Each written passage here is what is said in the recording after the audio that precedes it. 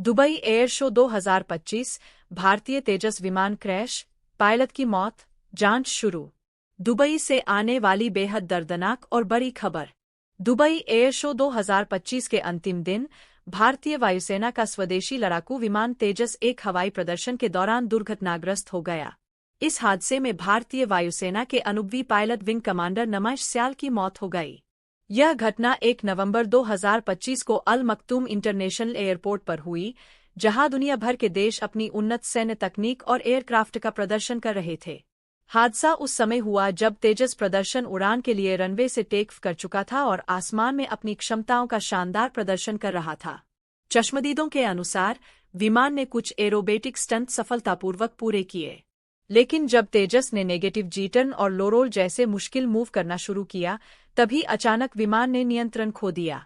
कुछ ही सेकंड में तेजस तेजी से नीचे आया और जमीन से टकराते ही जोरदार धमाका हुआ। टक्कर के बाद विमान पूरी तरह आग की लपटों में घिर गया।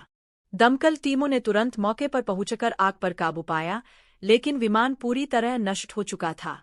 पायलट विंग कमांडर नमश स्याल को बचाया नहीं जा सका। बताया जाता है कि वे भारतीय वायुसेना के उन चुनिंदा पायलटों में शामिल थे जो तेजस जैसे उन्नत फाइटर जेट उड़ाने में विशेषज्ञ थे और पिछले 10 साल से भी अधिक समय से फोर्स की सेवा में थे। वे हिमाचल प्रदेश के कांगड़ा जिले के निवासी थे। उनकी मौत की खबर से वायुसेना और उनका परिवार गहरे सदमे में है। भारतीय वायुसेना ने घटना की पुष्टि करते हुए कहा कि यह एक गंभीर तकनीकी और ऑपरेशनल दुर्घटना है, जिसकी जांच के लिए कोर्ट ऑफ इंक्वायरी गठित कर दी गई है। शुरुआती आकलन में माना जा रहा है कि नेगेटिव जी टर्न के दौरान या तो तकनीकी खराबी आई या फिर किसी अप्रत्याशित स्थिति में विमान ने रिस्पॉन्स नहीं दिया। विशेषज्ञों के अनुसार इस प्रकार के एरोबेटिक स्टंट में पायलट और विमान दोनों पर अत्यधिक दबाव पड़ता है और किसी भी छोटी गड़बड़ी से बड़ा हादसा हो सकता है। तेजस कार्यक्रम को भारत की रक्षा क्षमता का प्रतीक माना जाता है, एक ऐसा विमान जो पूरी तरह स्वदेशी तकनीक से बना है और भारतीय वायुसेना की रीढ़ माना जा रहा है। ऐसे में यह दुर्घटना सिर्फ एक हादसा नहीं, बल्कि तेजस प्रोग्राम और उसकी सुरक्षा पर भी सवाल खड़े करती है।